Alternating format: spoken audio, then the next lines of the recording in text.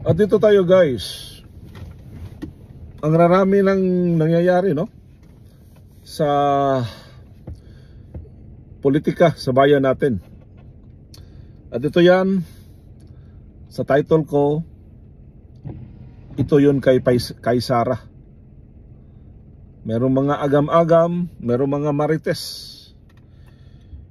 na yun, ipa-impeach nila si Sara. At dito yun, tingnan natin kung sa Bisaya pa, di ba? Para makita ang katag. Si Sara, huwag kang matakot Sara, no? At hindi naman yan matakot si Sara. May dugong digong yan eh. At first, kinu-question ko yan. But right now, dito yan, makikita mismo sa kanyang mga mata na during the elections, ano lang yung tukoy nila, ano lang yung purpose nila, at ano lang yung layunin, yung pagta-tie up daw nila pag unitim is to use Sara Duterte.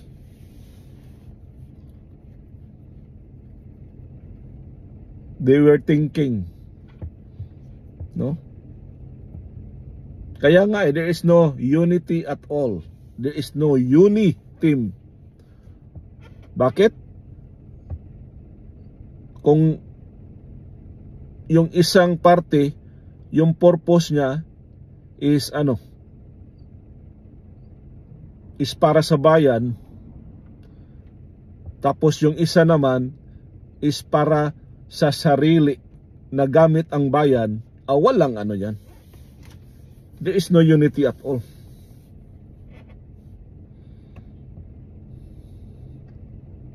At sino yung first sinasabi nating para sa bayan?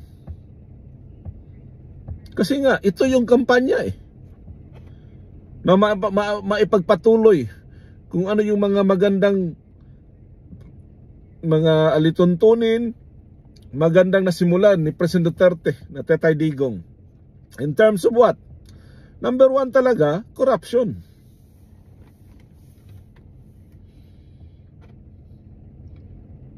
Yung droga, yung pagpapalago sa bayan, at serbisyo para sa mga mahihirap.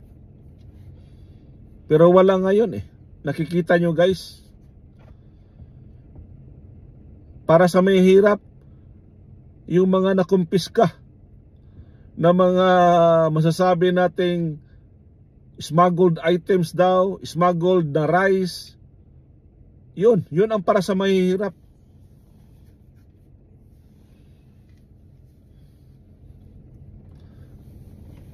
Yan na lang ba kababa?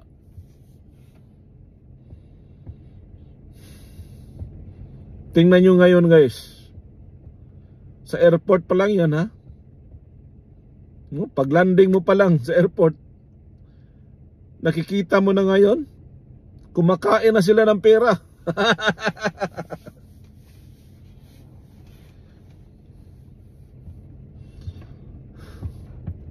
So nakikita pa natin yan ha. So nakukuha pa ng mga CCTV. Actual. How about those, no? Mga under the table.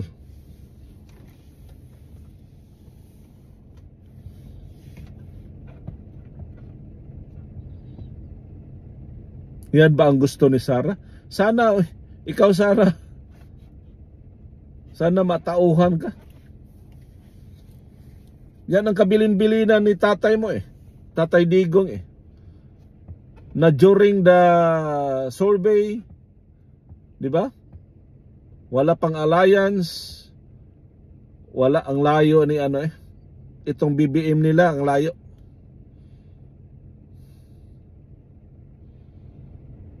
Di ba? Kabilin-bilinan pa ni President Duterte. Bakit ka ba, no? Bakit? The same naman yan eh. bakit pa nagbisi na pwede namang dumiretso? At kung ang purpose talaga ni Sarah is ma-continue, di ba? Dapat sana. Yung sabi ng tatay niya, pero iba eh.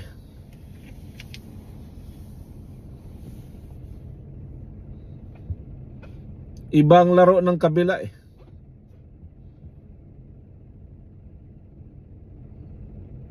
Para they will back in power, they have to rejoin or reconnect. At sino yung ang nabubudol si Sarah? At ito yung napala, guys. Pero at least ngayon okay lang sana, no? If he is performing very well. Mismo nga sa ginagampanan niya na Department of Agriculture eh. Hindi nga ma-subsolve niya yung Bombay, sibuyas. Tapos yung mga bigas. And this is the quality of leader. Opportunity sana nilang to to redeem yung pangalan ng nila tatay. Kasi nga sa pag-akala siguro nila na walang nagawang masama, walang mga anomalya. Ito sana eh, pero wala, guys. Mas lalo pang pinabagsak, mas lalo pang pinabaho yung pangalan. At at least mismo sa mata ni Sarah nakikita na niya, no? At nadama na niya na mas maganda talaga, no? Not only in the Bible context. Kahit sa kultura siguro natin mga Pilipino na mas maigi talaga na mapakinggan natin muna yung magulang natin, kung ano yung advice niya, lahat-lahat. Kasi mas nauna yan sa duyan eh. Pero nangyari, that is why katulad ng iba, me myself, tahimik tayo for more than a year. Bigyan muna natin sana itong bagong administrasyon or nakaupo ngayon to give chance, no? Kasi nangyari ng lahat eh, pero wala. Lalo pa tayong linulubog ngayon. Lahat ng all branches of the government siguro, they enjoy people's money, but they question, they question for the right intention, they question for the right purpose. At dito lang natin nalalaman. Yun palang intel funds ni Sara Duterte, yun palang budget niya, ang layo-layo ng budget eh. Sa Office of the President, tapos Office of the Vice President, tapos itong sa mga House of Representatives, mga mababatas natin, ang layo ng budget niya ni Sara.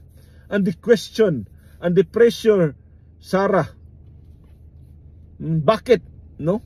You're asking, bakit ganito yung budget mo? Bakit ganito? At buti na lang, no? But buti na lang, we are lucky enough, itong ama niya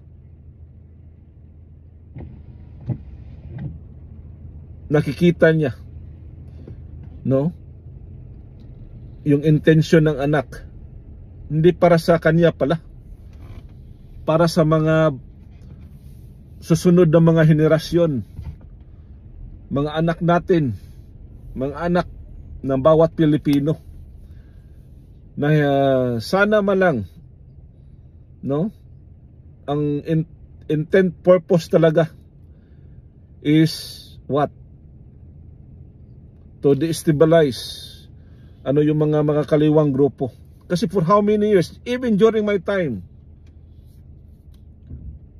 yan ang linalaban natin mga corrupt, no? Sa gobyerno, no? Yan ang sinisigaw natin sa kalye dati, before. Pero sino yung nagising ngayon, guys? Mismo na itong mga leader of the pack, no? Sila na rin ang ayaw sa pagbabago. Maraming nabago during the time of President Duterte, no? Ang problema lang, ang intention ni President Duterte is to what? Is to eliminate, is to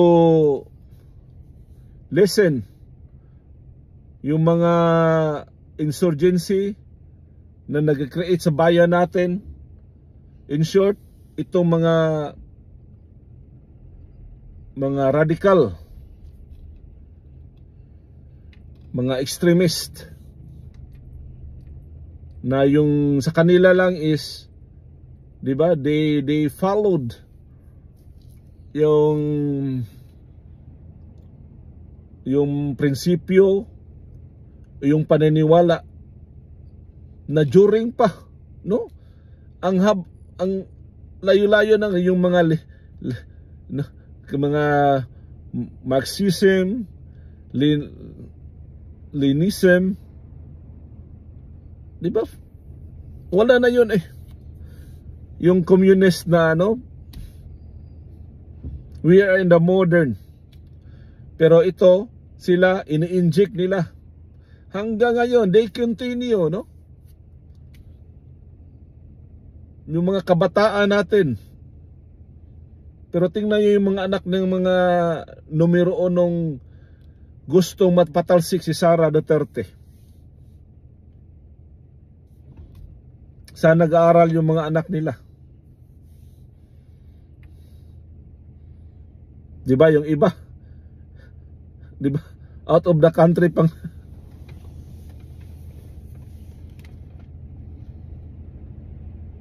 Sarili lang ang iniintindi.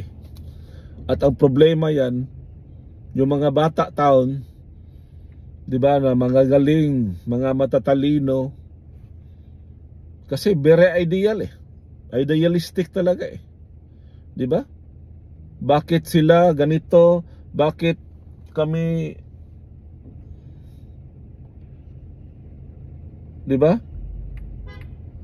Ang pinalakad nila hindi pantay yung lipunan. Pero yan, binigay oportunidad ni President Duterte ang rami ng nagsibabaan sa mga bundok. Siguro yung iba, mga batch pa natin, mga kaklase natin, and they're giving opportunities, guys. Yan ang nakikita natin sa ngayong administrasyon, no? Wala man lang update ano nang nangyayari sa bayan natin. Kumusta na ang mga gandang nasimulan? Kumusta na yung mga taong hangarin din nila? Hindi na para sa kanilang sarili, para sa anak nila, na at least sana mabigyan ng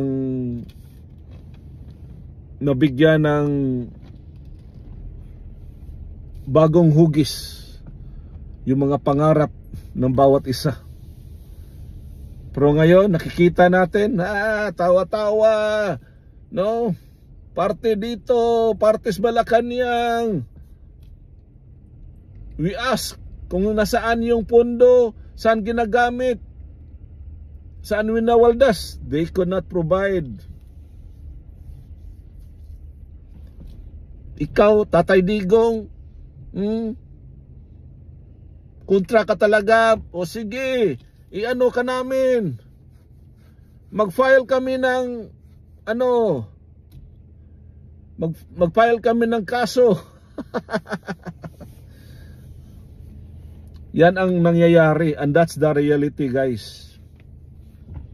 Napansin nyo ngayon? Tama yung sinabi ni President Duterte. Wala na ngayon. The yellow, the reds, kunaibans na sila. At ito yan. Do you think mapatahimik ninyo si President Duterte? You try. Do you think mapatahimik ninyo si Sara Duterte? You try. Do you think maipa-impeach ninyo? At least, guys, kung mangyari, they will file an impeachment case. At for me, hindi yan mangyayari. Pero hindi natin alam. At least makikita natin, no? Makikita yung mga tao na wala talagang panindigan, no? Yung nakikita natin yung mga tao na puro sarili lang, no? Hindi talaga sa bayan. Sa kanila ay sariling bulsa. Sa tingin siguro nila na they will stay here sa mundong ito. Kala nila mga eternal ito.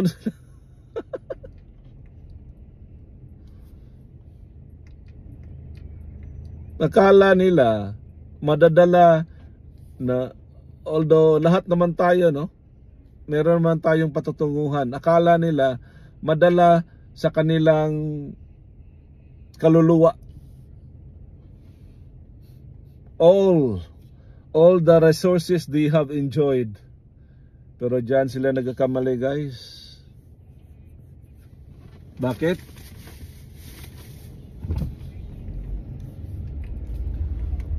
Walang forever. Ito yan, guys, ha. Ito yung very exciting.